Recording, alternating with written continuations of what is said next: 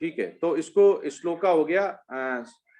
इसको दोबारा भी समझ सकते हैं, जैसे श्री भगवान उवाचाह परम भूयाः प्रवक्ष्यामि ज्ञानानाम ज्ञानमुत्तमम् यज्ञाता मुनयः सर्वे पराम सिद्धिमितो गतः।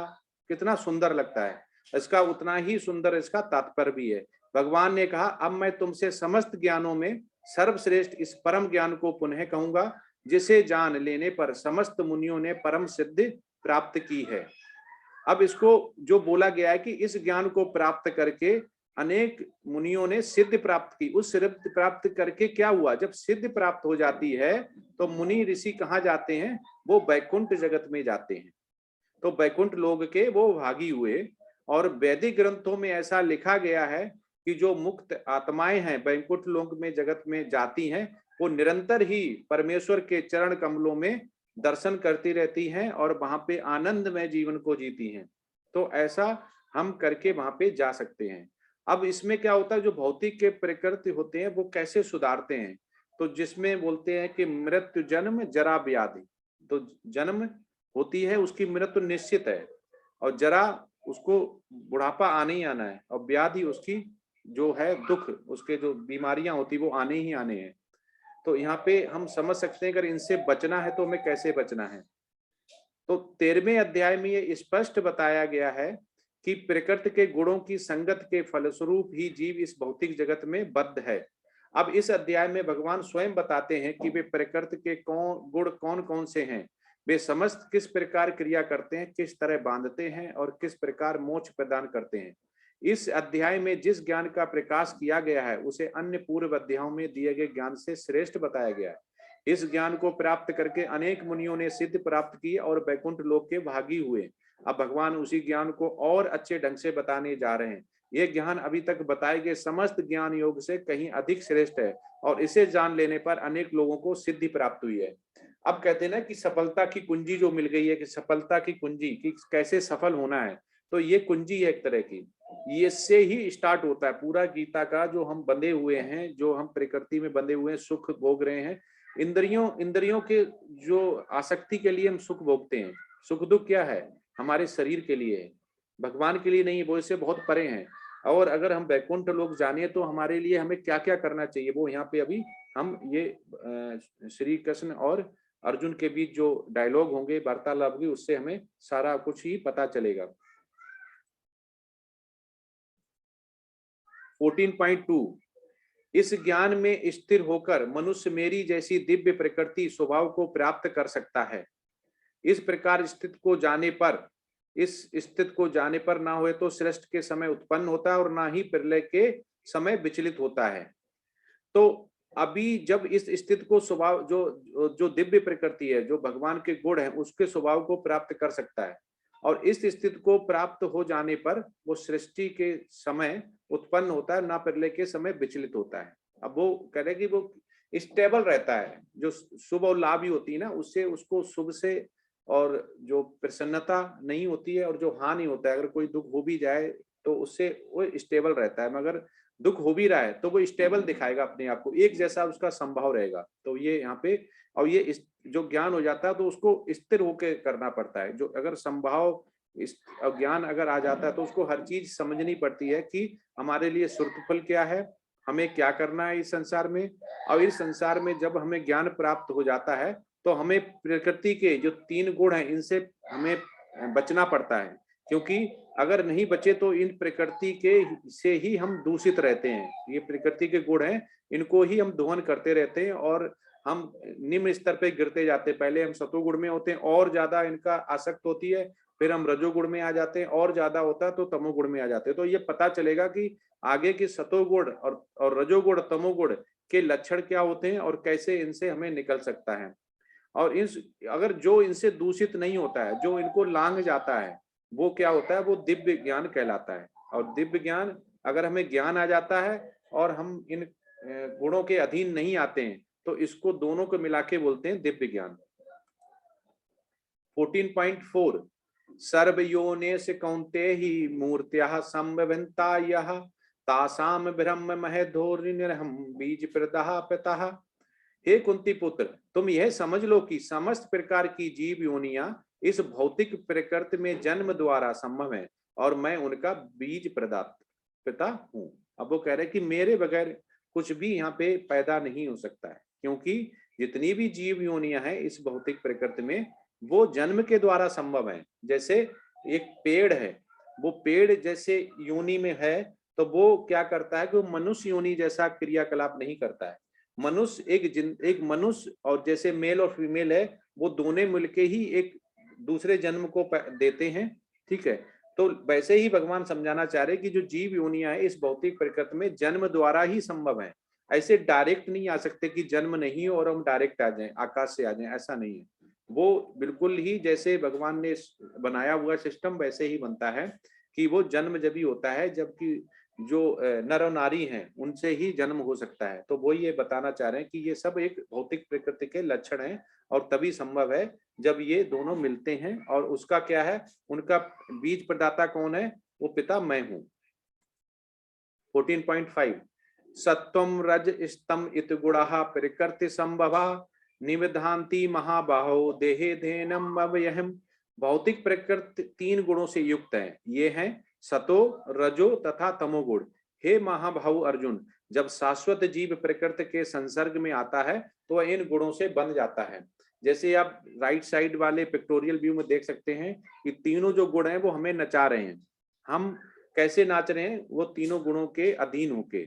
अगर इन गुणों को हम जान जाते हैं और इन गुणों से हम ऊपर उठ जाते हैं तो हम क्या कहते हैं कि जिसको कि सिद्ध प्राप्ति, हम पूरा गीता का ही सार समझ जाएंगे और धीमे धीमे हम सतोगुण से ऊपर उठ के भक्ति योग में जाएंगे। अब तीनों गुणों में जो सतोगुण होता है उसमें क्या होता है कि हमें अगर थोड़ा नॉलेज आ जाती है, थोड़ा हम जान जाते हैं तो घमंड आ जाता है, तो वहां से भी हम गिर सकते हैं। और जो रजोगुण होता है वो किसका भूखा होता है, वो भूखा होता है पैसे और स्त्री का, धन और स्त्री, ये पहचान है। और जो तमोगुण होता है, तामसिक होता है, वो क्या करता है, आलस और निद्रा उसमें भरी रहती है। तो ये इसमें आता है। इसको और सिंपल में समझ सकते हैं कि सतोगुण क्या है कि जैसे कंप्यूटर है, बिल्कुल ओके चल रहा है, कंप्यूटर है, लैपटॉप है, बहुत अच्छा चल रहा है, ठीक है। और उसका जब रजोगुण आते हैं उसमें क्या होता है कि मान लो वायरस आ गया, मतलब वो करप्ट होने लगता है, सही नहीं चलता है, जिसको बोलते हैं ना मेरा वायरस आ गया, सही नहीं चल रहा, लैपटॉप हो गया या मोबाइल हो गया या पीसी हो गया। तो ऐसा ही इसमें रजोगुण है। और तमोगुण क्या होता है कि बिल्कुल ही बंद हो गया, चल ही नहीं रहा है, ना डिस्प्ले आ रही ना स्क्रीन आ रही है, बिल्कुल खत्म हो गया। तो ये ऐसे गुण सिंपल आप समझ सकते हो। तो वो ही है कि इसमें रजोगुण में और तमोगुण में और सतोगुण में कर्म क्या है हमारे और इनसे हम कैसे छूट सकते हैं, ये हम जब ही कर पाएंगे जब हम जान पाएंगे कि हम कर क्या रहे हैं और कौन से गुण में हम हैं और इन गुण से हमें कैसे उठना है। 14.6 हे निष्पाप, सतोगुण अन्य गुणों की अपेक्षा अधिक शुद्ध होने के कारण प्रकाश प्रदान करने वाला और मनुष्य को सारे पाप कर्मों से मुक्त करने वाला है। जो लोग इस गुण में स्थित होते हैं वे सुख तथा ज्ञान के भाव से बंध जाते हैं। करे सतोगुण सबसे अच्छा होता है, बहुत ही इजी होता है और इसको अडॉप्ट करने के बाद, इंप्लीमेंट करने के बाद अधिक शुद्ध होने के कारण इसको मनुष्य के सारे जो पाप हैं वो बर्न हो जाते हैं। भगवान कहते हैं वो बर्न हो जाते हैं, वो न्यूट्रलाइज कंपनसेट जैसे बोलते हैं वैसा हो जाता है, बिल्कुल जीरो हो जाते हैं। अब इसको सतोगुण में जो बोलते हैं कि उच्च लोका मिलता है, सतोगुण में अगर आप हैं तो उसको उच्च लोक मिलता है। 14.7 में हे कुंती पुत्र, रजोगुण की उत्पत्ति असीम आकांक्षाओं तथा तृष्णाओं से होती है और इसी के कारण से ये देहधारी जीव सकाम कर्मों से बंध जाता है। सकाम कर्म कौन से होते हैं, जो भौतिक के लिए करते हैं, अपने शरीर के लिए करते हैं। हमें पैसा कमाना है, हमें बहुत सारा कॉस्मेटिक लाना, हमें बहुत महंगे कपड़े लाना है, हमें गाड़ी चाहिए, नौकर चाहिए, बंगला चाहिए, सब कुछ चाहिए। इतनी आसक्ति होती है इंद्रिय भोग के लिए कि हम सुख दुख भी नहीं देखते हैं। सुख आता है तो हम बहुत ज्यादा खुश हो जाते हैं और जब दुख आता है तो हम बहुत ज्यादा डिप्रेशन एंजाइटी में चले जाते हैं, एक जैसा स्टेबल नहीं रहता है। तो ये लक्षण होते हैं उसके रजोगुण के। और रजोगुण का जो मेन लक्षण होता है उसको धन चाहिए होता है और सुंदर स्त्री, ये उसका भोग करने के 2 लक्षण हैं। 14.8 हे भरत पुत्र, तुम जान लो कि अज्ञान से उत्पन्न तमोगुण समस्त देहधारी जीवों का मोह है। इस गुण के प्रतिफल पागलपन, प्रमाद, आलस तथा नींद है जो बद्ध जीव को बांधते हैं।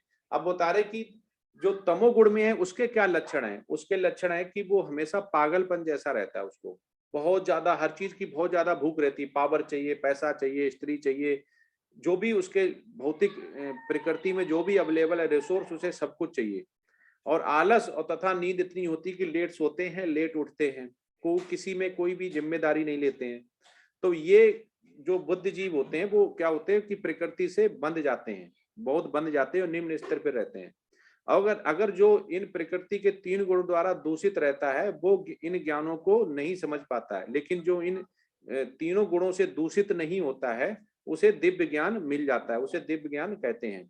और जो आध्यात्मिक गुण उत्पन्न कर लेता है, आध्यात्मिक मतलब सतोगुण से भी ऊपर शुद्ध भक्ति में जाता है, वह उस भौतिक जगत के इस सृजन और विशांत से जो विनाश होता है, कि उसका जो विनाश हो रहा है कि वो यहाँ पे पड़ा हुआ है और उसे मध्य लोका मिलेगा, निम्न लोका मिलेगा, वो उससे प्रभावित नहीं होता है। तो ये संसार जो है जिसमें वर्ल्ड में आज हम रह रहे हैं, इसको जो घटित होता है वो सारा ही शरीर के लिए होता है, जो भी घटित होता है। और जो इसका आत्मा है वो उसके संयोग से होता है, आत्मा में इसका कोई भी फर्क नहीं पड़ता है, क्योंकि जो आत्मा है वो भगवान का अंश है। तो ऐसा ही जो वैदिक साहित्य है उसके मुंडक उपनिषद में भी बोला गया है कि इस समग्र भौतिक वस्तु को ब्रह्म कहा गया है। जो जो हमारा 24 जो कल तत्व बनाए थे उसे मिलकर सारा ये ब्रह्म बोला गया। लेकिन ये ब्रह्म किसके आसक्ति में आ जाते हैं? इस भौतिक के आसक्ति में आ जाते हैं, जिसमें ये 3 गुण हैं। और वो 3 गुण ही हमें यहाँ पे नचाते हैं, जो बोलता है उन्हीं के हिसाब से हम काम करते हैं, लगातार हम कर्म करते रहते हैं। तो ऐसा बोला गया, तस्मा तेदद ब्रह्म नाप रूप नमा चा जायते, कि जब भी हम छूटना चाहें तो हमारा छूटने का एक ही तरीका है कि हम भगवान की आसक्ति में चले जाएं, क्योंकि भगवान है वो इन गुणों से परे हैं, उनपे इन गुणों का कोई भी फर्क नहीं पड़ता है। तो भगवान हमें तभी बचा सकता है जब हम इन गुणों से ऊपर उठें और भगवान की शरण में जाएं, तब वो हमें बचा देगा। नहीं, जो 24 तत्व जो भौतिक तत्व हैं वो बहुत ही शक्तिशाली हैं, वो सारी शक्ति हैं, उनसे हम बच नहीं पा सकते हैं। तो इसलिए हमें भौतिक आसक्ति रहेगी, तो इसलिए हमें बचना चाहिए।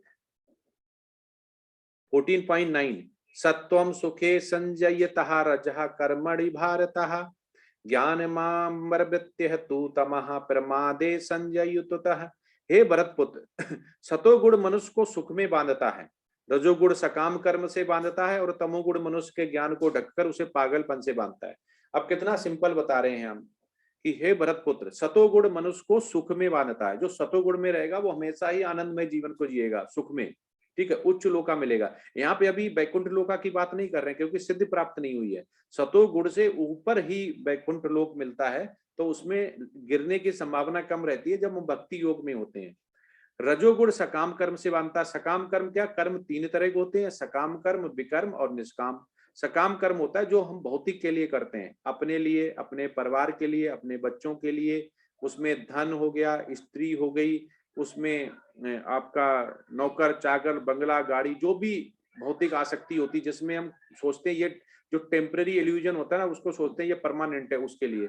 और तमोगुण जो होता है मनुष्य के ज्ञान को ढककर उसे पागल, उसे ज्ञान ही नहीं होता है कि क्या सतोगुण है, क्या रजोगुण है, कौन भगवान है, उसमें गीता में क्या लिखा हुआ है, वेद में क्या लिखा, उसे कोई दुनियादारी से नहीं रहता। उसे अपने आराम से अपनी जिंदगी जीता है, पीता खाता, लेट आता, लेट सोता, सुबह लेट उठता, कोई भी जिम्मेदारी नहीं संसार में कि क्या चल रहा है। तो उसको बोलते हैं तमो गुण से। उसको मनुष्य का उसमें ज्ञानी पुरुष नहीं होता, वो ढक लेता है। तो ऐसे कहा जाते हैं, ऐसे बोलते हैं निम्न लोका में जाते हैं, जिनको बोलते हैं नरक भी बोल सकते हैं, वो निम्न लोका में जाते हैं।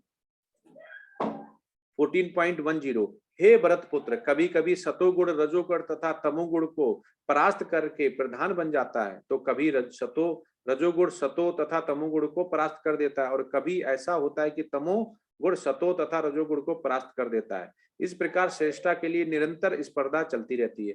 वो ये कहना चाह रहे कि पूरे दिन में हम कभी कभी एक दूसरे के गुण को परास्त करते रहते हैं। जैसे सुबह हमने जाप किया तो हम सतोगुण में रहे, दोपहरी गए तो सुंदर स्त्री दिख गई, अब मन में विचार गंदे गंदे आने लगे, तो तुरंत हम कहाँ गिर गए? हम चले गए रजोगुण में।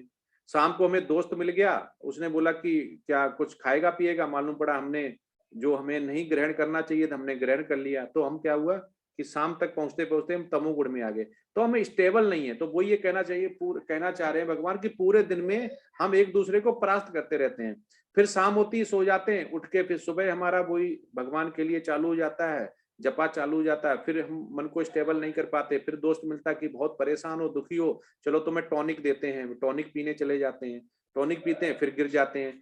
तो ऐसे हम बार बार गिरते रहते हैं, तो गिरते रहते हैं। तो इसमें क्या होता है कि जितना भी इग्नोरेंस हो गया, गुडनेस हो गया, पैशन हो गया, तो इसमें हम एक स्टेबल नहीं रहते, तो हमें किसी का भी फल नहीं मिलता है।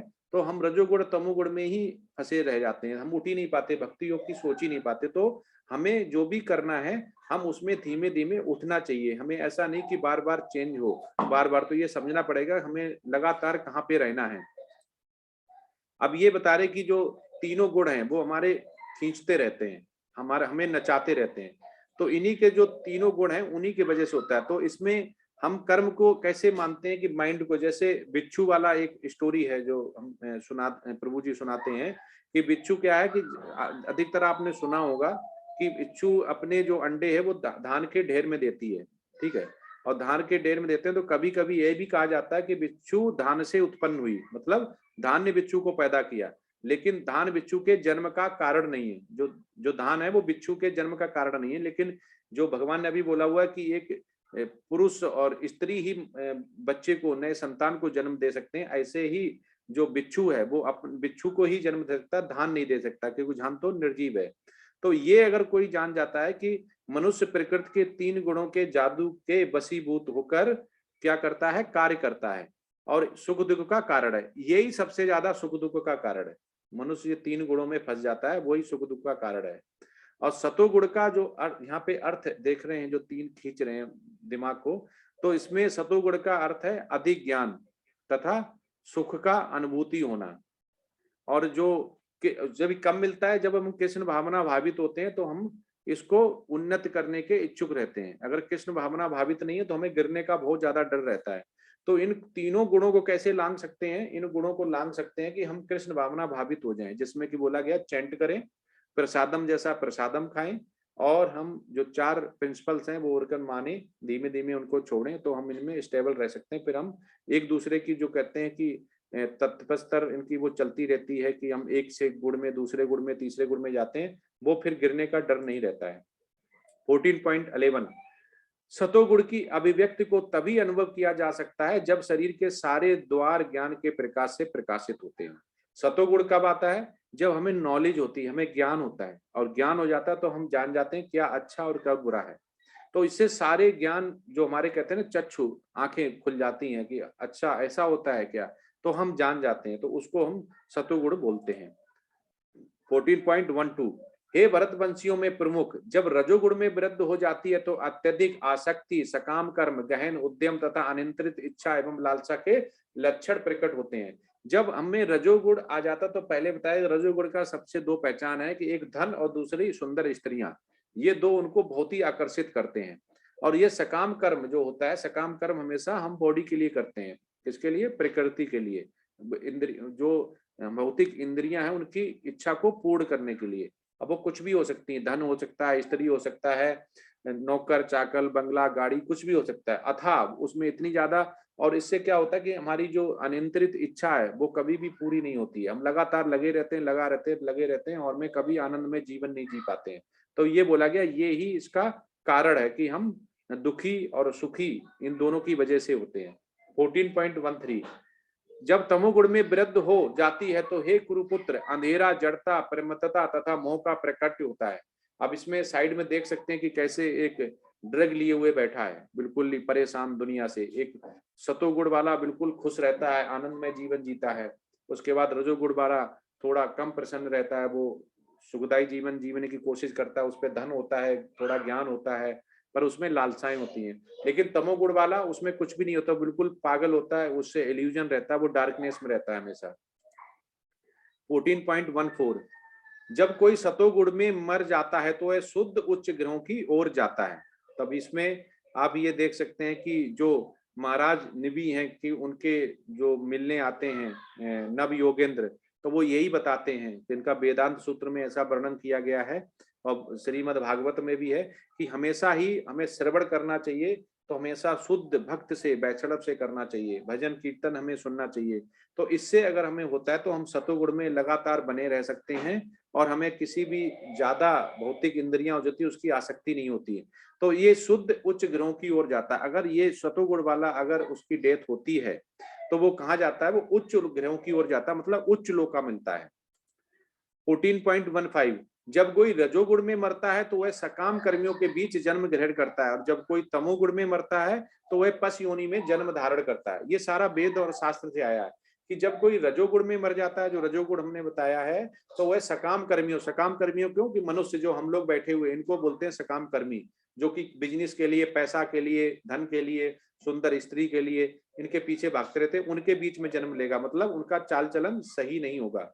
और जो तमोगुण में मरता है वह पशु योनि में जन्म धारण करता है। तो इसका तो पक्का है कि जो तमोगुण में होता है वो पशु योनि में जन्म होता है, वो धारण करता है।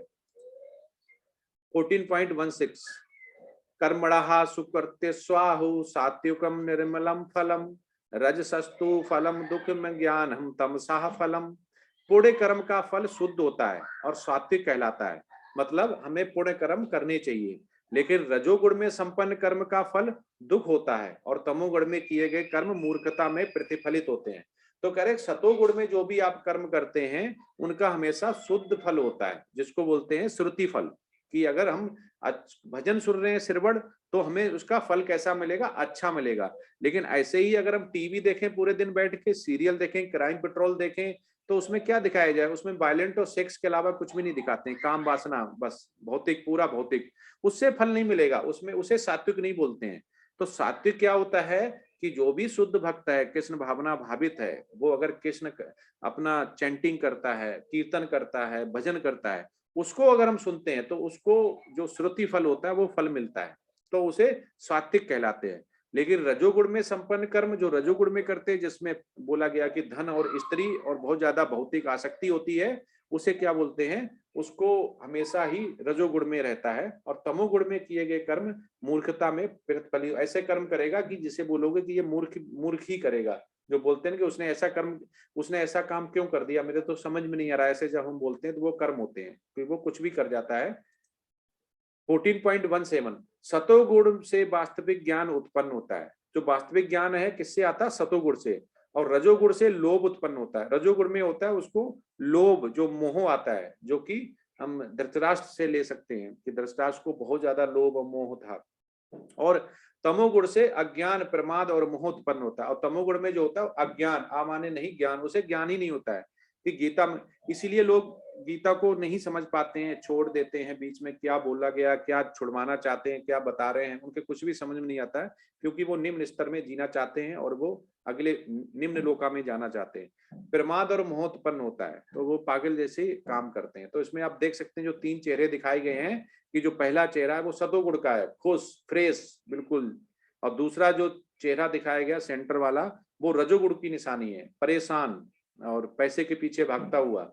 और तीसरा दिखाया गया बिल्कुल ही पागल जैसा, बिल्कुल एंजाइटी, डिप्रेशन में परेशान। तो ये पहचान है इनके, इनका रिजल्ट क्या है कि जो एक पहला है सतोगुणी, वो फ्रेश रहेगा, बिल्कुल एनर्जेटिक रहेगा।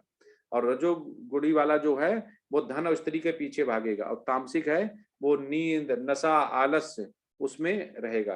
और सतोगुण वाला कहाँ जाएगा, उच्च लोका जाएगा। रजोगुण वाला कहाँ जाएगा, सकाम कर्मी के बीच में जाएगा, हमारे लोगों के बीच में, जो शुद्ध भक्त नहीं है उनके बीच में जाएगा। तमोगुण वाला कहाँ जाएगा, वो जाएगा निम्न जो लोका होते हैं, जिसको निचले स्तर के लोका बोलते हैं, ठीक है, लोअर प्लेनेट बोलते हैं, उस पे जाएगा। अगेन फिर आप ये देख सकते हैं कि सबसे ऊपर वाला जो है बिल्कुल फ्रेश, एनर्जेटिक, ऑप्टिमिस्टिक जो लग रहा है, बिल्कुल वो क्या है, वो सतोगुण का है, सतोगुण में रहने वाला मनुष्य है। बीच वाला हो गया वो रजोगुण वाला हो गया, हमेशा ही पैसे के पीछे भागना, आंखों में ऐसी चमक देख रहे, पैसे देख के ऐसी चमक आ गई कि यही सब कुछ है। और तीसरा जो हो गया बिल्कुल ही पागल जैसी हरकतें, जिसको बोलते हैं कि भूतों जैसी, गोष्ठ जैसी पूजा करना, भूतों जैसा हरकत करना, वो सब तमो वाला मूर्खतापूर्ण कर्म करेगा हमेशा। 14.18 ऊर्ध्वं गच्छन्ति संत्वस्ता मध्ये तिष्ठन्ति राजसः जघन्य गुण वृत्तिस्था अधो गच्छन्ति तामसः। सतोगुणी व्यक्ति क्रमशः उच्च लोगों को ऊपर जाते हैं, रजोगुणी इसी पृथ्वी लोक में रह जाते हैं, और जो अत्यंत गहरे तमोगुण में स्थित है वे नीचे नरक लोगों को जाते हैं। अब यह क्लियर हो गया कि सतोगुणी व्यक्ति कहाँ जाता है? उच्च लोक का। उच्च लोक का मतलब हो गया उसमें स्वर्ग भी आता है, और भी शिवलोक हो गया और परम धाम हो गए। और रजोगुणी इसी पृथ्वी लोक में रह जाते हैं। जो रजोगुणी होती है वो दोबारा जन्म इसी दुखाले में लेते हैं, मृत्यु, जो जहाँ पे इसको बोला गया मृत्यु लोक बोला गया है। और जो अत्यंत गहरित तमोगुण में स्थित है, मतलब बहुत ज्यादा ही इसमें लगे हुए हैं, जो नहीं छोड़ सकते हैं, वे नीचे नरक लोगों को जाते हैं। अब ये दिखाया गया कि आप कहीं भी उड़ सकते हैं, पूरा यूनिवर्स आपका है। ये दो चित्र में ये दिखाना चाह रहे हैं कि आप ऊपर भी उड़ सकते हैं और नीचे भी आ सकते हैं। ये आपकी मर्जी है, आप फ्री हैं, आप स्वतंत्र हैं, भगवान का इसमें कोई लेना देना नहीं। आप सोच सकते हैं हमें कहाँ जाना है। ये दिखाया गया है, जो गोलोका चार्ट हमने बोला लास्ट डे दिखाएंगे। आप देख सकते हैं कि नीचे लोअर प्लेनेट है ग्रॉस, जिसमें बोला अटाला, बेटाला, सुटाला, तालताला, महाताला, रसाताला और पाताल जिसको बोलते हैं, ये निम्न लोका में आते हैं। और मिडिल प्लेनेट में आता है, वो आता है अपना अर्थ प्लेन, जिसको भूलोका बोलता गया है, भूल गए। ऊपर जो होते हैं हाई प्लेनेट आते हैं, ठीक है। हायर प्लेनेट में आ गया सतलोका, लॉर्ड ब्रह्मा का जो हो गया है। उसके बाद तपलोका हो गया, जनलोका हो गया, महारलोका हो गया, स्वर्लोका हो गया, और उसके बाद भुवरलोका हो गया। तो ये हायर हायर प्लेनेट में आते हैं।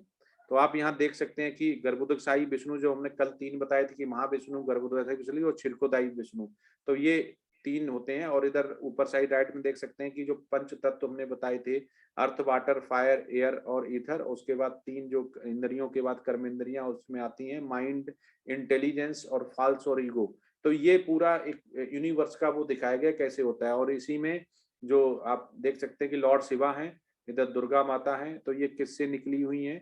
शक्ति से। कौन कहाँ पे है, ये सब उसमें गोलोका में चार्ट में आपको डिटेल में मिलेगा।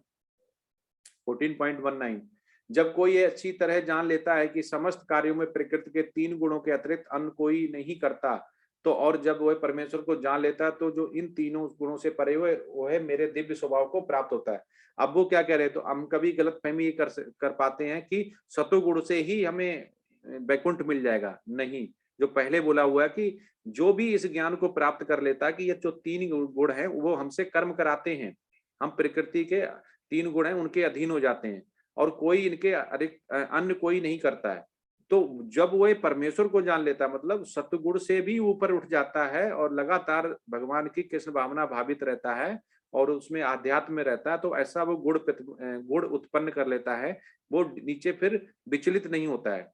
तो ऐसा जो लगातार भगवान की कृष्ण भावना भावित में रहता है और परमेश्वर को जान लेता है, और वो इन 3 गुणों से परे हो जाता है, मतलब सतोगुण से भी ऊपर जाता है, जिसको भक्ति योग बोला गया है, वह मेरे दिव्य स्वभाव को प्राप्त करता है। वो मेरे जैसे दिव्य स्वभाव को प्राप्त करता है, मतलब कि वो वैकुंठ लोक आ सकता है, वो एलिजिबल हो जाता है वहां आने के लिए।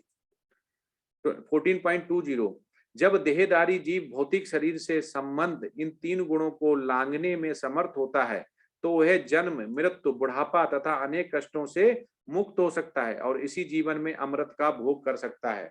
और भगवान ने पूरा ही बता दिया कि जो जन्म, मृत्यु, जरा, व्याध होता है कि उसको वो काट के कष्टों से मुक्त हो सकता है। और इसी जीवन में, मतलब जो अभी जीवन है, जितना बचा हुआ हमारा जीवन है, अगर कृष्ण भावना भावित हो जाते हैं तो बचा हुआ जीवन है उसमें वो अमृत का भोग कर सकता है। अमृत क्या होता है कि अमृत कहते हैं ना, एक बार पी लो तो इमोर्टल जो हो जाते हैं। तो उससे हमें ये बताया गया कि इस भौतिक में भी अगर हम 3 गुण फिर हमें टच नहीं कर पाएंगे, और हमें कभी भी अगर हानि होगी तो हम डिप्रेशन, एंजाइटी में नहीं जाएंगे, और बहुत ज्यादा अगर हमारे पास पैसा और कुछ आ भी गया और तो हम स्टेबल रहेंगे ना, हमें बहुत ज्यादा खुशी होगी, हम एक जैसे ही रहेंगे क्योंकि हम भगवान में आसक्त हो जाते हैं। तो वो ये कहना चाह रहे हैं कि अगर इन 3 गुणों को लांघना है तो हमें कृष्ण भावना भावित, कृष्ण कृष्ण कृष्ण भावना अमृत में जाना पड़ेगा, और तभी इन 3 गुणों से हमें छुटकारा मिले। नहीं तो ये 3 गुण हैं, हमें नाच नचाते रहेंगे और हम हमेशा ही पूरे दिन में कभी तमोगुण, कभी रजोगुण, कभी सतोगुण में लगे रहेंगे।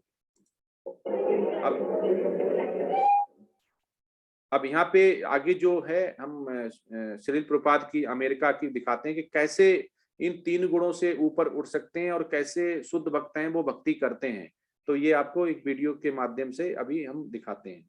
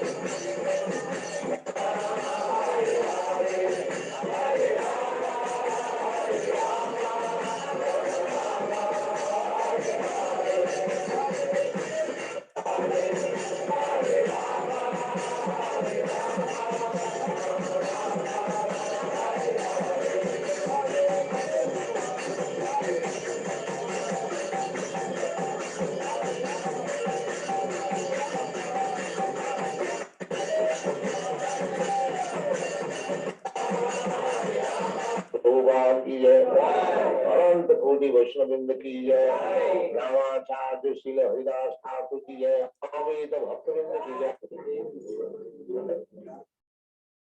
जो आपने अभी देखा ये क्या है? ये शुद्ध भक्ति का, जिसमें बोलते हैं कि हरे नाम का स्वाद चखना। जो हरे नाम का स्वाद चख लेता है उसे इतनी प्रचुर मात्रा में भक्ति मिलती है कि जैसे एक एग्जांपल प्रभुपाद बोलते हैं कि जो स्टेबल कर लेता है अपने माइंड को, जो इन गुणों से ऊपर उठ जाता है, उसे अगर बोलोगे कि तुम गधे हो, किसी को की बेइज्जती कर देता है, किसी भी शुद्ध भक्त को कोई बोलता है तुम गधे हो, तुम मूर्ख है, तो उसे कोई फर्क नहीं पड़ता है। अगर वो किचन में खाना बना रहा है या कुछ अपने ऑफिस में काम कर रहा है, उसे बोलेगे तुम बहुत सुंदर काम कर रहे हो, बहुत बढ़िया, तो उसे भी कोई फर्क नहीं पड़ेगा। मतलब कि उसमें इतना ज्यादा पोटेंशियल आ जाएगा, इतना ज्यादा वो स्टेबल हो जाएगा कि उसकी जब बढ़ाई करोगे तब भी उसे कोई फर्क नहीं पड़ेगा, एक जैसा स्टेबल रहेगा। उसे बोलोगे तुम मूर्ख हो, तुम गधा हो, तब भी उसे कोई फर्क नहीं पड़ेगा। तो ये होता है हरे नाम का रिजल्ट जो प्रभुपाद बताते हैं। तो हमें ऐसे ही कीर्तन और संकीर्तन में लगा रहना है और हमें इन तीनों गुणों को लांघना है, नहीं तो ये तीनों गुण हमसे नाच नचाते रहेंगे और हम फंसे रह जाएंगे। 14.21 में अर्जुन ने पूछा, हे भगवान, जो इन तीन गुणों से परे है वह किन लक्षणों के द्वारा जाना जाता है, उसका आचरण कैसा होता है और वह प्रकृति के गुणों को किस प्रकार लांघता है? वो कह रहे कि हमें पहचान कैसे होगी कि इन तीन गुणों से परे है, और वो कैसे किन लक्षणों से जाना जाता है, उसका आचरण कैसा होगा, वह प्रकृति के गुणों को किस प्रकार लांघता है। उन्होंने बहुत सारे क्वेश्चन कर दिए कि जिससे कि हम लांघ भी पाए, उसका आचरण कैसा होगा और कैसा आचरण करेगा जिससे हम जान पाएंगे, और कैसे लक्षण है उसके। अब देखते हैं क्या बताते हैं। 14.22 टू 25 में अब भगवान बताते हैं। भगवान ने कहा, हे पांडुपुत्र, जो प्रकाश, आसक्ति तथा मोह के उपस्थित होने पर ना तो उनसे घृणा करता है, मतलब कि पड़ोस की बहुत लंबी कार आ गई, हमने घृणा कर ली, उनके वस्त्र अच्छे हो गए, हमने घृणा कर ली, बच्चा में कुछ नंबर अच्छे आ गए, नौकरी लग गई, हमने घृणा कर ली।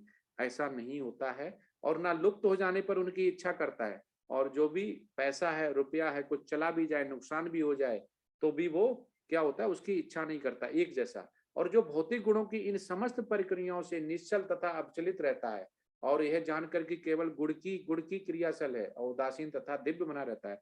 वो कह रहे भौतिक गुणों की, भौतिक जितने भी ये सब भौतिक बताए हमने, जितने भी ये सारे भौतिक है, जिसमें कि इंद्रियों के सुख के लिए हम सब कुछ करते हैं, अगर वो इधर उधर भी हो जाते हैं तो अविचलित रहता है, वो विचलित नहीं होता है। जो अपने आप में स्थित और सुख तथा दुख को एक समान मानता है, जो हमने बोला कि सुख दुख, तुम गधे हो वो चुप है, तुम बहुत सुंदर हो तब भी चुप है, मतलब एक जैसा बिल्कुल।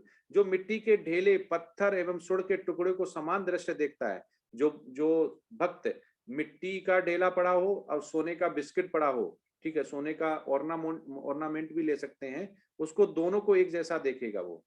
जो अनुकूल तथा प्रतिकूल के प्रति समान बना रहता है, जो अनुकूल परिस्थिति में प्रतिकूल परिस्थिति में दोनों में समान बना रहता है, कि थोड़ा टेंशन आया परेशान हो गए, वो नहीं, पहचान ये है कि दोनों में एक जैसा समान बना रहता है। जो धीर है, जो पेशेंट रखता है और जो पेशेंस रखता है, और जो प्रशंसा तथा बुराई, जो धीर है और प्रशंसा तथा बुराई, प्रशंसा कर दो तो ज्यादा खुश नहीं होता है और जो बुराई कर दो तो ज्यादा दुखी नहीं होता है। मान तथा अपमान में समान भाव से रहता है, और वो मान रख दो तो उसे कोई फर्क नहीं पड़ता, अपमान कर दो तो भी नहीं रहता, समान भाव से रहता है। जो शत्रु तथा मित्र के साथ समान व्यवहार करता है, जो शत्रु के साथ भी वैसे ही बोलता है, मित्र के साथ भी वैसा बोलता है, कोई द्वेष भावना उसके मन में नहीं होती है। जिसने सारे भौतिक कार्यों का परित्याग कर दिया है और उसने सारा कर्म का जो है, भौतिक जो कर्म करता है, उसने भौतिक कार्यों का परित्याग, संन्यास कर दिया है, ऐसे व्यक्ति को प्रकृति के गुणों से अतीत कहते हैं। तो ऐसे जो गुण हैं उसमें हमें पता चलता है कि ये शुद्ध भक्ति में जा चुका है और ऐसी ही सिद्धि प्राप्त करके वो वैकुंठ लोक जा सकता है। तो ये उसके लक्षण है। 14.26, जो समस्त परिस्थितियों में अविचलित भाव से पूर्ण भक्ति में प्रवृत्त होता है, वह तुरंत ही प्रकृति के गुणों को लांघ जाता है और इस प्रकार ब्रह्म के स्तर तक पहुंच जाता है। तो जैसा ब्रह्म होता है कि जो कि प्रकृति की आसक्ति नहीं होती है, तो वैसा ही उसको लांघ जाता है, जिसमें ये लक्षण बताए गए, जो कि कृष्ण भावना, जो बोला ना, समस्त परिस्थितियों में अविचलित भाव से पूर्ण भक्ति में प्रवृत्त होता है। पूर्ण भक्ति में अविचलित मतलब विचलित नहीं होता है, जो विचलित नहीं हो और भक्ति में लगा रहे। ऐसा नहीं कि भक्ति में लगे हुए हैं और दिन से और रात तक हम तमोगुण रजोगुण सतोगुण रजोगुण तमोगुण कितनी बार है कितनी बार जय, नहीं, एक जैसा बिल्कुल शुद्ध भक्त। तो वो अगर बने रहते हैं तो हम क्या करते हैं, तो इसको हम तीनों प्रकृति के जो गुण है उसको लांघ सकते हैं। 14.27, और मैं ही उस निराकार ब्रह्म का आश्रय हूं, जो अमर्त्य, अविनाशी तथा शाश्वत है और चरम सुख का स्वाभाविक पद है।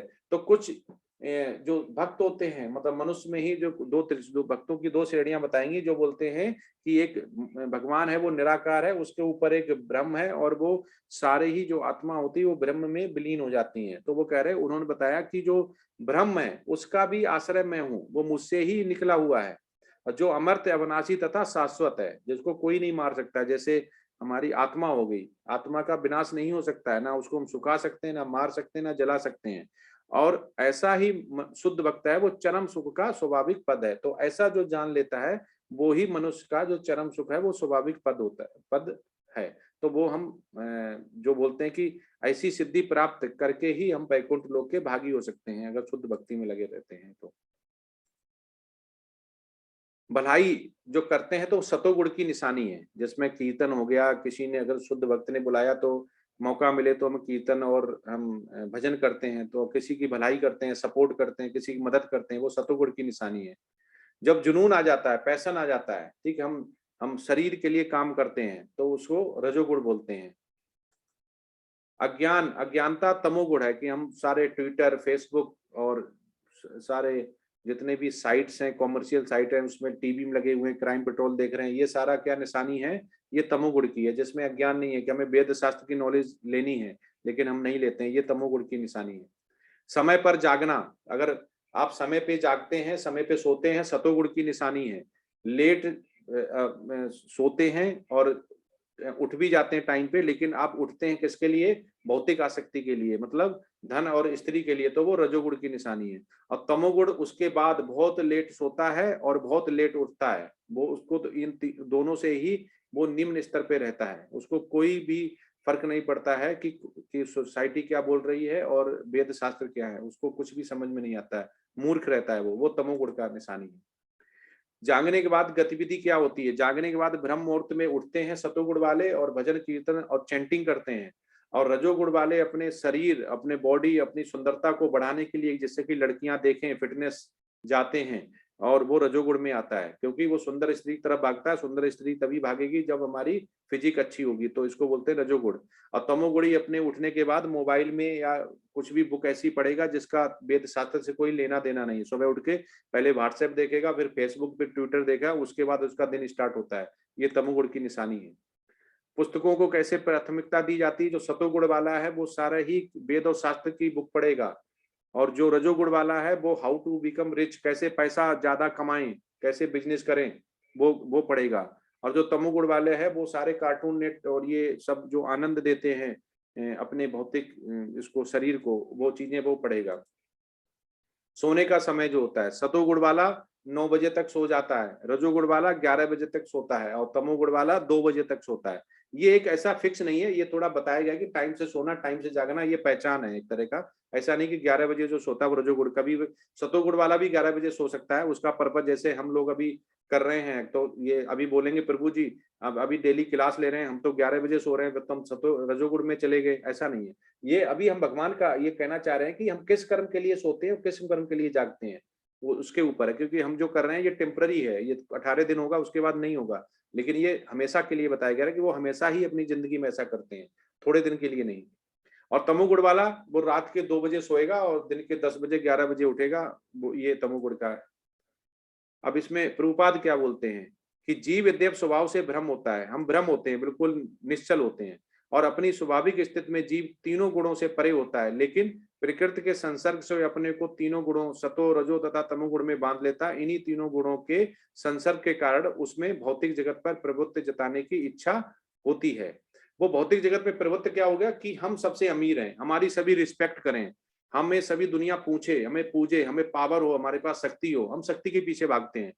पूर्ण कृष्ण भावना अमृत में भक्ति में प्रवृत्त होने पर वह दिव्य पद को प्राप्त होता है। वो कह रहे हैं कि जो कृष्ण भावना भावित हो जाता है पूर्ण, उसमें प्रकृति को बस करने की इच्छा दूर हो जाती है। वो प्रकृति को बस में नहीं करता है, उसे पैसा, सुंदर स्त्री और मकान, दुकान, नौकर चाकर फिर कुछ नहीं चाहिए होते हैं। अतः भक्तों की संगत करके भक्त की 9 विधियां सिरवर, कीर्तन, स्मरण आदि का अभ्यास करना चाहिए। धीरे धीरे ऐसी संगत से तथा गुरु के प्रभाव से मनुष्य की प्रवृत्ता जताने वाली इच्छा समाप्त हो जाएगी और वह भगवान की दिव्य प्रेमा भक्ति में दृढ़ता पूर्वक स्थित हो सकेगा।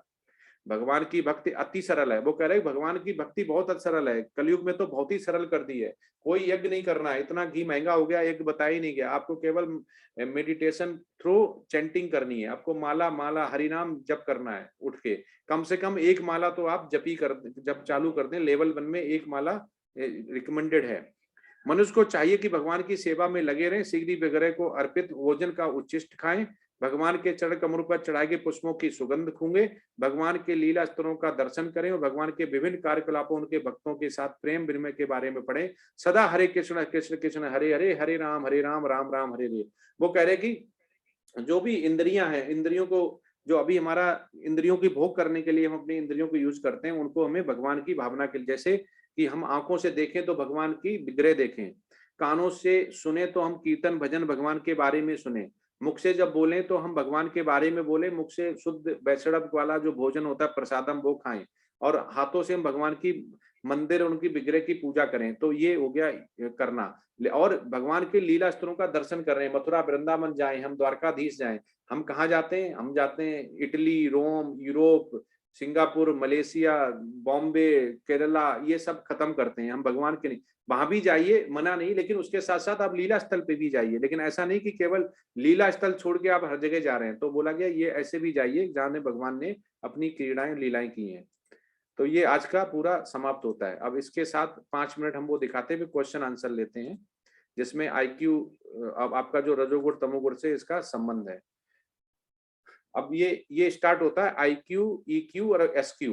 Human intellect is developed for advancement of learning in art, science, philosophy, physics, chemistry, psychology, economics, politics etcetera. Why culture of such knowledge the human society can attain perfection of life. This perfection of life culminates in the realization of the supreme being। इसमें बोला गया है श्रीमद् भागवतम के 1.5.22।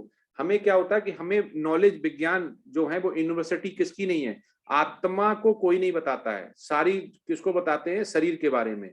तो सारी university है वो क्या सिखाती हैं, इतिहास, भूगोल, केमिस्ट्री, मैथ सारी, लेकिन आत्मा और जो आत्मा और शरीर के जो विज्ञान को है वो कोई नहीं बताता। तो वो ये इसे हमें समझना पड़ेगा कि हम कैसे स्पिरिचुअल में जा सकते हैं। ये स्लाइड दिखाई दे रही है क्या? नहीं प्रभु जी। हाँ तो बता दो, ये तो मैं तो रन कर दी है। ओके,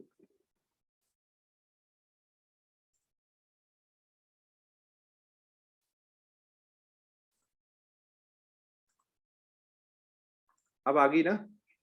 हाँ अब आ गई। हाँ तो ये मैंने जो अभी बताया कि कोई भी यूनिवर्सिटी ये नहीं बताती है कि हम इसके माध्यम से ऑनलाइन अभी हम पढ़ रहे हैं तो हमें पता चल रहा है कि क्या गुण है, कैसे करना है, क्या करें, क्योंकि हम बुढ़ापे में फिर बहुत लेट हो जाते हैं, हमें कोई बताते नहीं हमें कर्म कैसे करना था, बोलते नहीं कि आपने बता दिया होता, आपने बता दिया तो जब हमसे कोई गलत काम हो जाता है। तो ऐसे ही हम काम कैसे कर रहे हैं, हम करते तो अपने हिसाब से सही है, लेकिन हमें ये नहीं पता चलता कि हम कौन से गुण में कर रहे हैं। तो गुण अगर हम सुधार लेते हैं तो इससे हमें मनुष्य की जो कहते हैं सिद्धि प्राप्त हो जाती है। इन्हीं ये 3 गुण हमें कंट्रोल करना है, उसके बाद जो गीता के सारे चैप्टर वो अपने आप ओके हो जाते हैं। 14 चैप्टर में जो गुण बोले, इसी की वजह से हम नाचते हैं, इसी वजह से हमारे सुख दुख आते हैं, प्रारब्ध आते हैं, मेच्योर सिंफुल एक्टिविटी आती है, उसी की वजह से हम दुख भोगते हैं। तो ये कह रहे हैं कि ऐसा नॉलेज हमें लेना चाहिए कि जो हमारे लाइफ को, हमारे जो मनुष्य जीवन को, इसको उच्च लोका में ले जाए और भगवत धाम ले जाए। और हमें भौतिक जो एजुकेशन मिलती है, सिस्टम है जिसमें फिजिक्स केमिस्ट्री जान के हमें आत्मा और विज्ञान की नॉलेज नहीं मिलती है। Session on IQ EQ SQ जो दे रहे हैं, तो इंटेलिजेंस हो गया, इमोशन हो गया, स्पिरिचुअल हो गया, ये बहुत जरूरी है। इंटेलिजेंस क्वेश्चन हमारे ब्रेन में होता है, जो जितना आईक्यू बोलते हैं ज्यादा होता है उतना ही पर्सन इंटेलिजेंट होता है। तो ये कहना चाह रहे हैं कि इतना ही इंटेलिजेंट है तो गीता और भागवत और वेद शास्त्र की भी नॉलेज होनी चाहिए। वो नॉलेज इस ब्रेन में नहीं आ रही, क्यों? उसका रीजन है क्योंकि ह्यूमन बीइंग जो है वो क्या करता है कि इंटेलिजेंस तो है, ह्यूमन इंटेलिजेंस जनरल डेफिनेशन है, one's overall capacity to think rationally. सभी लोग अपना अलग अलग ब्रेन है, अलग अलग सोचते हैं, एक purposefully and to deal effectively with one's environment. तो जैसा एनवायरमेंट हमें मिलता है वो वैसा हम रिएक्ट करते हैं, लेकिन रेशनली है, मतलब किसी का एक दूसरे का कोई संभाव नहीं है, एक जैसा नहीं है, सब अलग अलग रिएक्ट करते हैं। कि एक चीज को सोचते हैं तो 10 लोग होंगे, 10 तरह से सोचेंगे। तो ये आप ये वीडियो देख सकते हैं। Good girl. Smarty pants dance. Smarty pants dance. Show me Florida. Florida. Good. Show me where success. Good girl. Smarty pants dance. With Massachusetts. Very good. Good girl. Smarty pants dance. Smarty pants dance. Show me Oregon. Where's Oregon? Very good.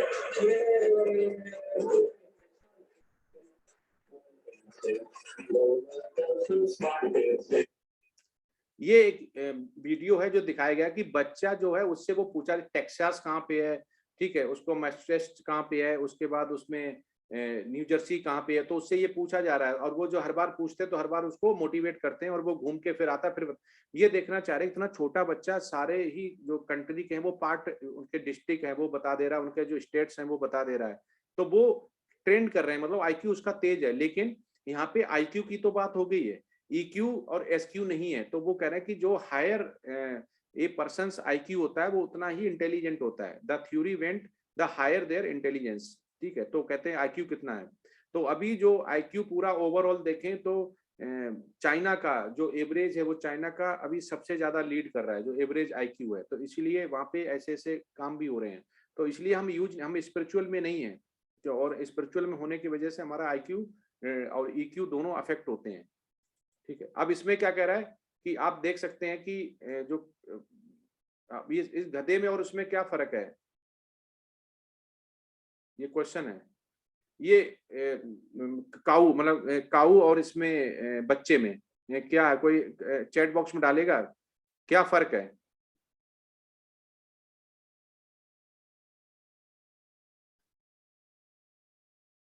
कोई chat box में डाले क्या क्या फर्क है इन दोनों बच्चों में और इसमें काऊ में।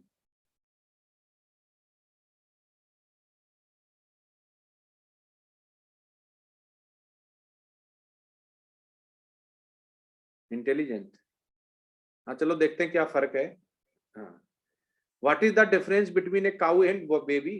ठीक है, डिफरेंस ये है कि a cow drinks water and makes milk, whereas a baby drinks milk and makes water.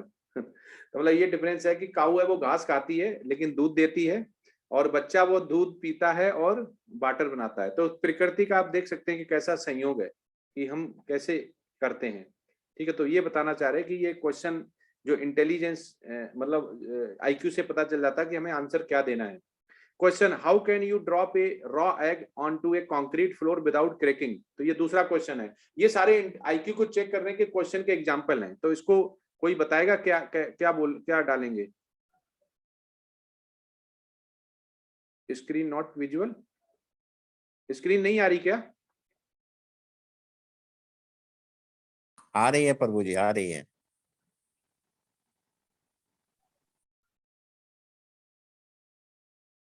Screen आ रही ना? स्क्रीन पर आ रही है।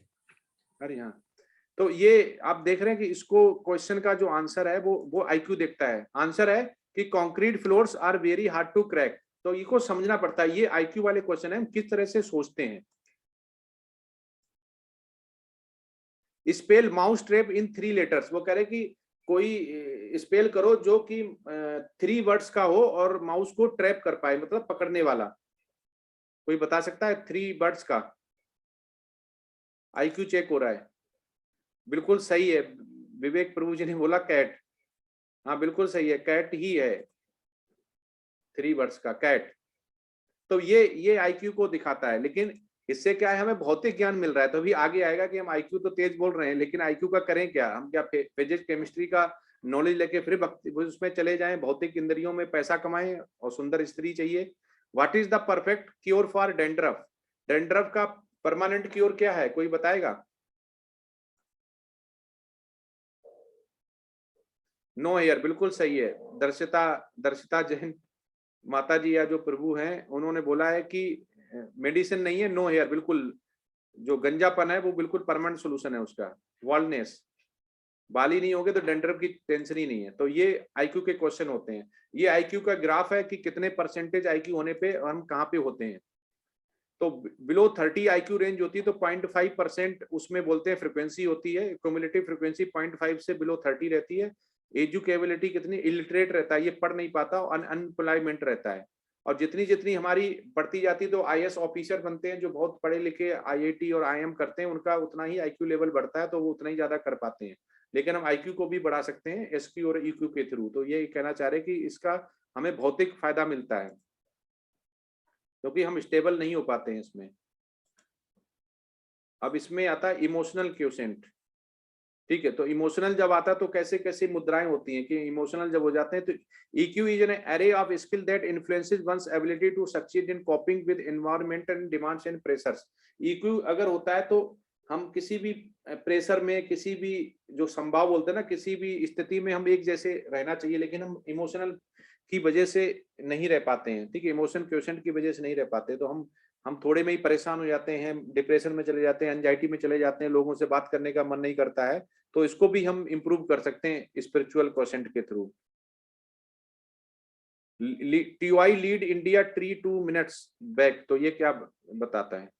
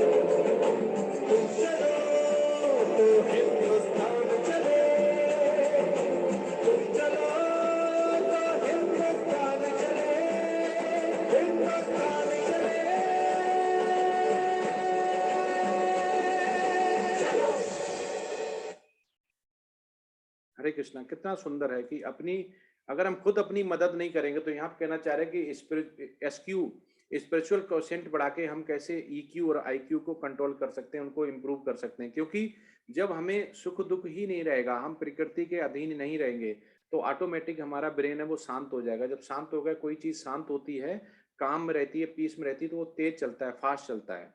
तो यहाँ पे आप ये जो वीडियो दिखाएगा उसका एक एग्जाम्पल यही था कि अगर हम अपनी मदद नहीं करेंगे, हमारे स्पिरिचुअल में अगर नहीं आएंगे, तो कोई हमारी मदद करने नहीं आएगा।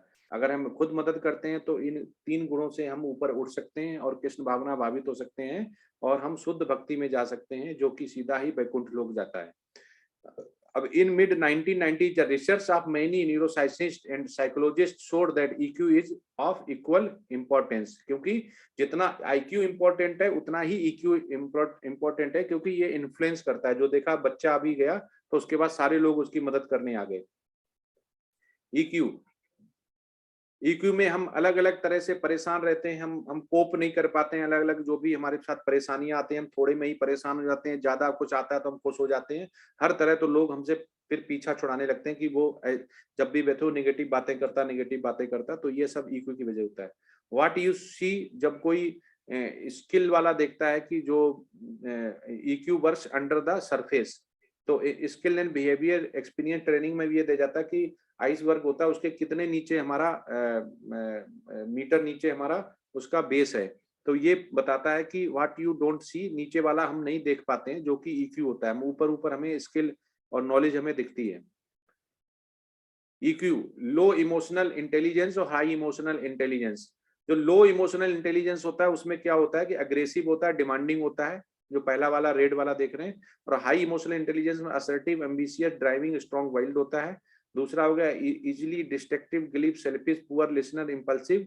और राइट साइड में warm, enthusiastic, sociable, charming, persuasive, resistant to change, passive, responsive, slow, stubborn, और ये होता है patient, stable, predictable, consistent, good listener, critical, picky, fussy, hard to please and perfectionistic, और detail, careful, meticulous, testing need. तो बोला high emotional intelligence वाला हमेशा ही अच्छा रहता है, क्योंकि वो गुड लिसनर होता है, वो लीडरशिप क्वालिटी होती है, वो केयर करता है सबकी, सोसाइटी में सोशल होता है, वो वार्म वेलकम करता है, और काफी एम्बिशियस होता है। तो हमेशा हाई इमोशनल इंटेलिजेंट मतलब हाई EQ, हाई IQ और हाई EQ, ये दोनों ही बेनिफिशियल होते हैं ह्यूमन सोसाइटी के लिए और ह्यूमन के लिए। EQ, इमोशनल इंटेलिजेंस स्टैटिस्टिक्स क्या बताती है कि EQ is responsible for 58% of your job performance. अगर जिसका EQ अच्छा होता है, उसमें 90% जो होते हैं परफॉर्मेंस है IQ, मतलब EQ रखते हैं, जिसका परफॉर्म होते हैं, उनकी सैलरी होती है वो सबसे ज्यादा होती है। ठीक है, भाई डॉक्टर ट्राविस ब्रैडबेरी, जो ये प्रमाण भी दिया गया है। EQ जब होता है तो increase team performance, improved decision making, increase personal well being, reduced staff turnover, decrease occupational stress और इंक्रीज लीडरशिप एबिलिटी, ये बढ़ाता है।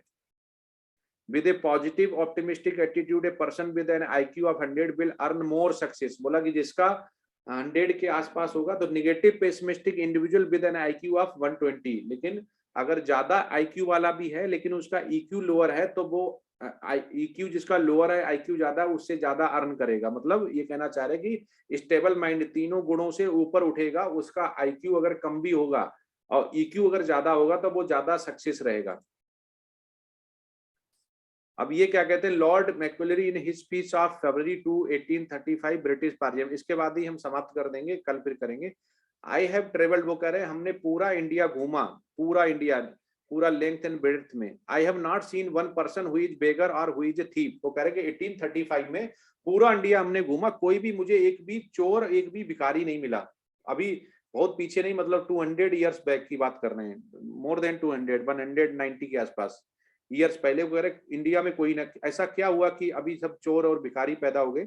वो कह रहे कि सच वेल्थ, ऐसी हमने अमीरी, I have seen this country such high moral, इतनी हाई मोरल वैल्यूज थी उनकी, पीपल ऑफ सच कैलिबर, इतने ज्यादा दिमाग वाले, that I do not think would ever conquer this country, ऐसा इस कंट्री को हराना, इस कंट्री जैसा बनना मुश्किल बात है, unless we break the very backbone of this nation, जब तक कि मैं इसको, इसकी जो बैकबोन है वो तोड़ नहीं दें, which is her spiritual and cultural heritage. वो कह रहे हैं वो बोन क्या है, वो है स्पिरिचुअल, जिसकी अभी हम गीता में बात कर रहे हैं। तो इसके मतलब 1835 में हम ज्यादा स्पिरिचुअल थे, 200 में ही हम नीचे गिर गए। एंड कल्चरल हेरिटेज, जो हमारा कल्चर था कि हम सुबह उठते थे, राम राम करते थे, सभी को नमस्कार करते थे, गुरुकुल जाते थे, पढ़ते लिखते, वो सारा हमने पाश्चात्य देश सभ्यता का ले लिया। उसके बाद हमारा कल्चर खत्म हो गया, उन्होंने जो बोलते हैं इसका बैकबोन जो है उस पे हिट किया।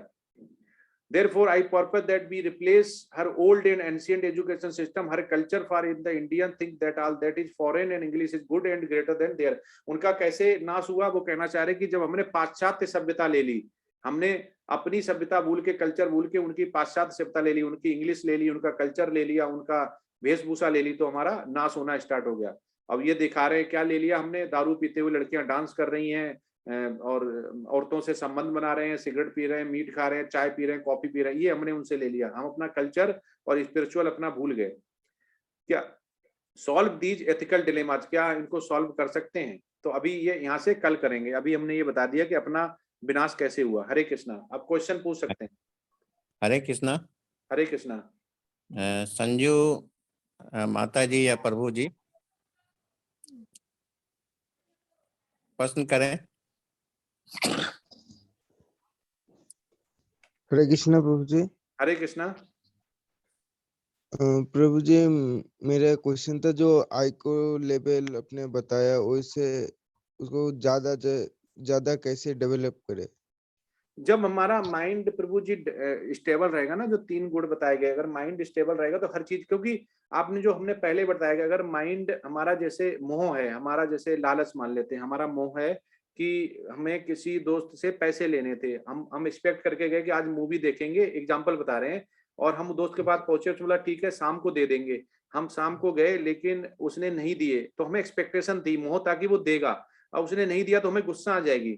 जैसे ही हम स्टेबल नहीं, हमारा माइंड स्टेबल नहीं, क्योंकि भौतिक प्रकृति के हम कंट्रोल में है, गुस्सा आ जाएगी। जैसे ही गुस्सा आती है, क्रोध आता है, उस समय आईक्यू, ईक्यू और एसक्यू वो तीनों काम नहीं करते हैं, क्योंकि हमारा कहते हैं ना कि गुस्सा आती है तो गुस्से में कुछ भी गलत कर जाते हैं, गुस्से में लोग गोली मार देते हैं, हत्या कर देते हैं, बहुत एक्सीडेंट कर देते हैं। तो गुस्सा आते ही हमारा जो जो क्रोध है, वो क्रोध उस अवस्था में पहुंच जाता है कि हमारा आईक्यू ईक्यू दोनों ही खत्म हो जाते हैं, और इंटेलिजेंस ही नहीं रहती, और हम इल्यूजन में चले जाते हैं और हम कुछ कर बैठते हैं। तो ये प्रभु जी इसलिए होता है कि हमारा जो माइंड है, इंद्रियां है, वो कंट्रोल नहीं है, और हम प्रकृति के उसमें है। तो सबसे पहले हमें इंद्रियां कंट्रोल करनी है। इंद्रियां कंट्रोल होंगी जपा करने से, माला जपा करने की, जो कि इस प्रेस्क्राइब्ड किया गया है, जैसे दवा प्रेस्क्राइब करता है डॉक्टर, इसीलिए वेद और शास्त्र में ये कलयुग के लिए प्रेस्क्राइब किया गया। अगर ये हम कर लेते हैं तो हमारा आईक्यू बढ़ जाएगा, क्योंकि मन हमारा शांत रहेगा। आईक्यू तभी कम होता है जब हमारा मन शांत नहीं होता है, इंद्रियां शांत नहीं होती, इसलिए वो बुद्धि पे अटैक करती रहती हैं। जैसे सिंपल एग्जांपल बताएं, आपने बहुत सारी फाइलें खोल दी पीसी में, तो पीसी हैंग हो जाता है, मोबाइल भी हैंग हो जाता है ना, बहुत सारे एप्लीकेशन खोल देते हैं। तो इसमें हाँ एप्लीकेशन प्रभु जी। इतने ज्यादा एप्लीकेशन नहीं चलाने चाहिए। तो एप्लीकेशन बंद करने का तरीका है मेडिटेशन। और कैसा मेडिटेशन? हरे कृष्ण का महामंत्र, बस, और कुछ भी नहीं है। प्रभु जी और एक क्वेश्चन पूछना था। मैंने जब ये फॉर्म भरा था इस हिंदी का, तो प्रभु जी इसका कोई मैं बंगाल से हूँ, इसका कोई हिंदी क्लास चालू होता है क्या? बंगाल क्लास बंगाल में इस बार नहीं थी, 7 फरवरी से चालू होगी। 7 फरवरी से? हाँ, 7 फरवरी से चालू होगी। तो तब मैं इसी प्रभु जी इसी ग्रुप में लिंक दिया जाएगा क्या? हाँ, मैं लिंक, हाँ, इसी ग्रुप में लिंक डाल देंगे। हाँ ठीक है प्रभु जी, वही जानना था। आपको मैसेज भी किया था, आपको हाँ पर्सनल। हाँ, हमने ओके लिखा था, इसलिए कि अभी हाँ 7 फरवरी से चालू होगा। अभी इस बार नहीं हुआ था चालू, तो अभी हम करने वाले हैं, मतलब प्रभु जी, तो अब उसका हाँ हाँ पक्का हो गया, करेंगे। फॉर्म में ऑप्शन भी होगा, और हम ग्रुप में आपको पर्सनल पे डाल भी देंगे। ठीक है प्रभु जी, धन्यवाद। हरे कृष्णा प्रभु हरे जी। कृष्णा। हरे कृष्णा। हरे हरे कृष्णा। ऑडियो माता जी, ऑडियो माता जी प्रश्न करें। हरे कृष्णा प्रभु जी। हरे कृष्णा माता जी। हरे कृष्णा। प्रभु जी ये क्वेश्चन है कि वेद व्यास कौन है, स्टोरी क्या है उनका? हाँ, स्टोरी है कि जैसे गुरु शिष्य परंपरा पे आप समझो कि जो जब सृष्टि की रचना हुई थी, भगवान जब आए थे तो उसी के साथ वेद आए थे, ठीक है। वेद की सबसे पहले जो उन्होंने नॉलेज दी थी वो ब्रह्मा जी को दी थी, और ब्रह्मा जी ने जो कि वेद व्यास जी के जो गुरु थे नारद मुनि, और नारद मुनि की पूरी स्टोरी है कि नारद मुनि पहले जन्म में बहुत ही निम्न कुल में थे, जिन्होंने की एजुकेशन नहीं हुई थी, पर वो शुद्ध भक्त के संसर्ग में आ गए थे, जो कि प्रसाद छोड़ते थे, उनका छूटा हुआ प्रसाद खाते थे, वो उनकी आत्मा तृप्त हुई और वो शुद्ध भक्त बन गए, और शुद्ध भक्त बनने के बाद उनको सिद्धि प्राप्त हो गई, और वो जो बोलते हैं बैकुंठ लोक के भागी हो गए। तो ऐसे करके उनको नारद का मिला, अगले जन्म में नारद बने, तो नारद के ही शिष्य जो थे वो ये थे वेद व्यास जी, और वेद व्यास ने इसकी गीता की और महाभारत की रचना की थी, जिसमें बोलते हैं कि गीता लिखी गई और उसके बाद महाभारत लिखा गया, उनको रचना की थी। तो ये जो ये धृतराष्ट्र और ये कौरव पांड्य थे, इनके सबके इसी कुल के वो थे, राजा थे, और पर उन्होंने वो संन्यास लेके, और वो भगवान के अंश भी बोले जाते हैं कि भगवान के वो अंश भी थे, क्योंकि वो नीचे आए हुए थे उनके पर्पज, क्योंकि भगवान जब नीचे आते हैं तो अपने आसपास, जैसे कि वो गीता का महाभारत का उन्होंने लिखा, तो उनसे बोला गया कि उनको संतुष्टि नहीं हुई गीता का रचना करने के टाइम पे, तो बोला कि हमें, नारद मुनि से बोला कि हमें आनंद नहीं आया, तो उन्होंने बोला कि तो ठीक है, तुम ऐसा करो कि भगवान की लीला के बारे में लिखो। तो महाभारत और जो गीता का उनका जो रचना है, वर्णन है, माताजी वेद व्यास जी ने किया है। अच्छा ठीक है। और देवी तुलसी का? देवी तुलसी की कहानी यह है कि देवी तुलसी बहुत शुद्ध भक्त हैं विष्णु की, और देवी जब एक बार असुर और इनके देवताओं के बीच में बहुत ज्यादा घमासान युद्ध हुआ, तो इनके देवी तुलसी के जो हस्बैंड थे उस समय, वो उस पे उन्होंने जितने उच्च लोका थे उन पे आधिपत्य जमा लिया, इतने शक्तिशाली थे, क्योंकि तुलसी माता की उनको शक्तियां प्राप्त थी, क्योंकि उनके हस्बैंड थे, इसलिए सारी शक्तियां उनके पीछे थी। तो सारे उन्होंने कब्जा कर लिया पूरे उच्च लोका पे, और वो सारे देवता हैं वो त्राहिमाम करते हुए किधर भागे, वो विष्णु की हेल्प करने के लिए भागे। तो हेल्प उनको ने विष्णु की हेल्प की, तो विष्णु ने उनके जो हस्बैंड थे सुदर्शन चक्र से उनका वध कर दिया। लेकिन जब उनको ये तुलसी को पता चला, तुलसी उनकी शुद्ध भक्त थी, तो उन्होंने जब उनसे पूछा कि ऐसा कैसे हुआ, तो उन्होंने बोला कि जब देवता गण आए तो हम इस सृष्टि को बचाने के लिए ऐसा हमने किया। तो उन्होंने उनको वरदान दिया था कि जब भी तुम्हारी मतलब हमारे साथ तुम्हारी पूजा होगी। ये उसका स्टोरी है। उसके पहले बहुत स्टोरी है, हमने तो शॉर्ट में बताई है। हाँ हाँ, मैंने भी पढ़ा, लेकिन एक एक बोई में अलग अलग है।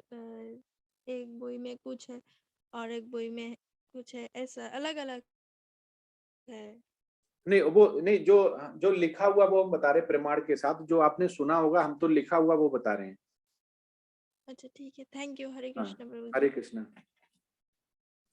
हरे कृष्णा प्रभु जी। और पहले जैसे लिखा हुआ भी माता जी आपने देखा होगा कि जो उनके पति थे उनका जो प्रमाण है, मतलब जो वेद शास्त्र में लिखा गया वो जालंधर था, और जो तुलसी का जो पहले का नाम था, तुलसी माता का नाम वो वृंदा था।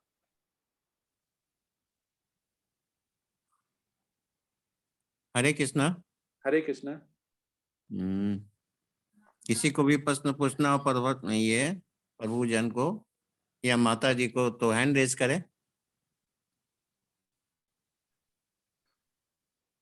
इसमें तो नहीं है, चैट बॉक्स में देखता हूँ प्रभु जी। हाँ, ओरियो माता जी अनम्यूट करें। अनियो माता जी।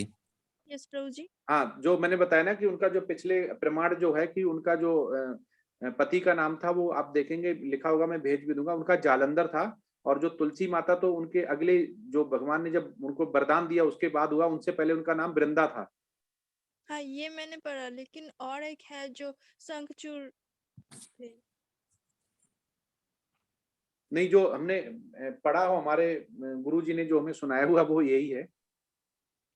नहीं नहीं, ये भी पढ़ा मैंने, लेकिन और एक बुक पढ़ा जिसमें शंखचूड़ नाम थे। नहीं, कौन सी बुक है वो माता जी, हम नहीं बोल सकते कि वो किस वेद से और किस शास्त्र से लीजिए। जो हमारा वाला जो हम बता रहे हैं कि पति जालंधर नाम था उनका, वृंदा था तुलसी का। तो भगवान तो इसलिए उनकी पूजा की जाती है कि उनको वरदान ऐसा है, और बहुत शुद्ध भक्त थी, बहुत ज्यादा शुद्ध भक्त। अच्छा। हाँ, हरे कृष्ण। हरे कृष्ण। हाँ, विवेक विवेक प्रभु जी, संजू हल्दर। हाँ, विवेक प्रभु जी। हाँ, प्रश्न करें विवेक प्रभु जी।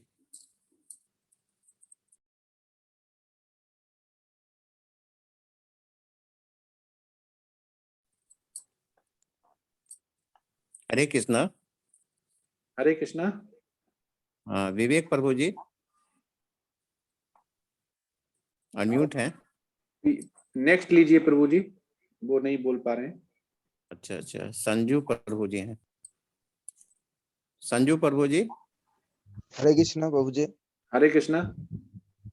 मेरा एक क्वेश्चन था प्रभु जी, शिव परम वैष्णव है तो शिव के गले में तुलसी का माला क्यों नहीं है? रुद्राक्ष सांप वगैरह क्यों लपेटे हुए है गले में, धारण करे है क्यों? वो तो परम वैष्णव है तो तुलसी का माला क्यों नहीं है उसके गले में? यही क्वेश्चन था प्रभु जी। नहीं, वो तो शुद्ध वैष्णव है, क्योंकि भगवान का वो उनके बाद ब्रह्मा जी के बाद उन्हीं का उत्पत्ति हुआ था, और ये शुद्ध तो वैष्णव। वैष्णव हुए तो तुलसी का माला तो गले में धारण नहीं, करना चाहिए। ऐसा शुद्ध वैष्णव किसे बोलते हैं? वैष्णव बोलते हैं जिसको वेद शास्त्र की नॉलेज है, वैष्णव होने के बाद जिसको जो कृष्ण भावना भावित है, क्योंकि जो कृष्ण भावना भावित है उसके लिए है कृष्ण भावना अमृत करता है। क्योंकि हम उनका जो फोटो देखते आ रहे हैं, पिक्चर देखते आ रहे हैं, ये एक्चुअल पिक्टोरियल व्यू जब आपके वेद और शास्त्र में शिव पुराण में देखेंगे तो शुद्ध वैष्णव होता है। उसका निशानी ये नहीं है कि वो कि तुलसी पहन रहे तो वो शुद्ध वैष्णव हो गया, तुलसी को मानने वाला हो गया तो वैष्णव हो गया, ऐसा नहीं है। क्योंकि शुद्ध वैष्णव का पहले यही है कि वो शिव जी और ब्रह्मा और जो वो है वो इससे परे हैं बहुत ज्यादा। फिर आप बोलेंगे कि वो शुद्ध वैष्णव है तो ब्रह्मा जी भी शुद्ध वैष्णव है, उनकी माला दिखाइए, तो प्रमाण शुद्ध वेद और शास्त्र में ऐसा प्रमाण नहीं होता कि हम तुलसी माला देखें। वो तो पहले ही शुद्ध भक्त हैं, क्योंकि वो बहुत इससे परे हैं, प्रकृति से बहुत ज्यादा परे हैं। ये तो सब मनुष्य के लिए है कि उनको उनको प्रमाण की जरूरत नहीं है कि वो शुद्ध वैष्णव नहीं है, क्योंकि वो उन्हीं से उत्पत्ति हुई है उनकी।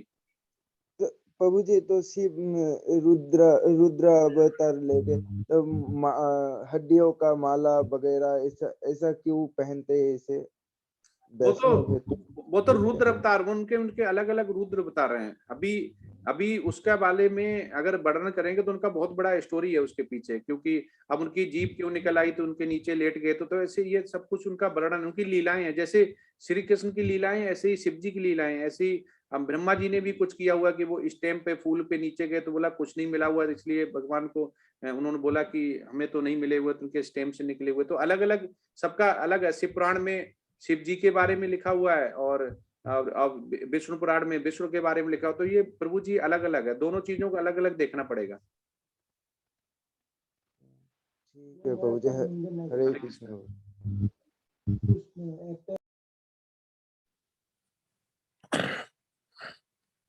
हरे कृष्णा। हरे कृष्णा। चैट में कुछ है क्या? अच्छा है, फिर विवेक प्रभु जी अनम्यूट है, क्वेश्चन करें। विवेक प्रभु जी, विवेक प्रभु जी अनम्यूट है, क्वेश्चन करें। ये प्रभु जी पहले से नहीं कर रहे हैं, अनम्यूट है वो, पहले से नहीं कर रहे हैं। नहीं कर रहे हैं। हाँ।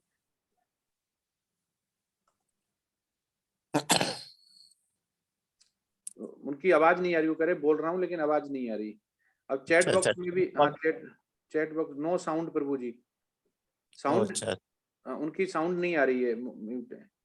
और किसी का क्वेश्चन है, कोई समझ नहीं, आज का जो चैप्टर था बहुत ही इजी और बहुत ही समझने वाला था, यहाँ से आप फॉलो कर सकते हैं। और अभी 14 चैप्टर हो गए, तो प्लीज कृपा करके जो एक माला जब चालू कर दें, जिससे कि आपको जो फर्क है, जो कहते हैं वेद शास्त्र में लिखा हुआ, वो आने स्टार्ट हो जाए, और माइंड आपका जो है, ब्रेन है, वो स्टेबल हो जाए, और आपका IQ और EQ बढ़ने लगे। किसके द्वारा? SQ के द्वारा।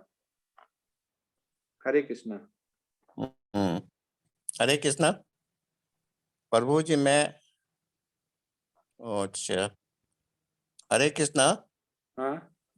एस चटर्जी प्रभु जी का क्वेश्चन था कि मैं आज क्लास 10 बजे तक नहीं अटेंड कर पाया, तो यूट्यूब पर कब अपलोड होगा?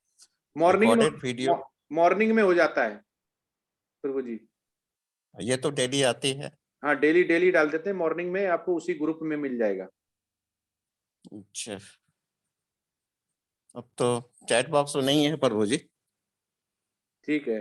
सुरेंद्र प्रभु जी हैं। Yes yes. हरे कृष्णा प्रभु जी, माता जी। हरे हरे कृष्णा कृष्ण प्रभु जी। बहुत ही अच्छा हरे क्लास रहा कृष्ण। कि कितनी सारी नई चीजें जानने के लिए मिली। हमें बहुत अच्छा लगता है ये तो आपका क्लास और क्वेश्चन। बड़प्पन प्रभु जी, बड़प्पन है नहीं आपका। प्रभु जी, जो है वही बताते हैं, ज्यादा क्यों बताने का, क्योंकि आप देते हैं ज्ञान गंगा से ज्ञान, तो बड़ा अच्छा लगता है।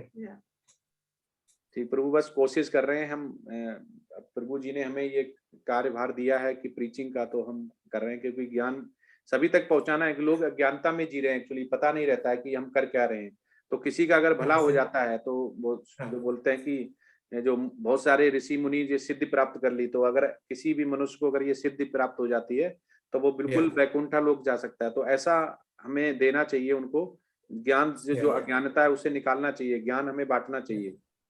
बहुत ही अच्छा है। हाँ, ठीक है। हरे कृष्णा प्रभु जी। हरे कृष्ण। अब ठीक है, तो कुछ नहीं हरे है। कृष्ण प्रभु जी। हाँ, चलें फिर प्रभु जी। Yes yes. हाँ, ठीक है। वांछा कलतरुभुवच्च कृपा सिंधु वैवचा पतितनाम पावनेभ्यो वैष्णवेभ्यो नमो नमः। हरे कृष्णा कृष्णा कृष्णा हरे हरे, हरे राम राम राम हरे हरे। श्री प्रभुपाद की जय। हरे कृष्णा। हरे कृष्णा। हरे कृष्णा।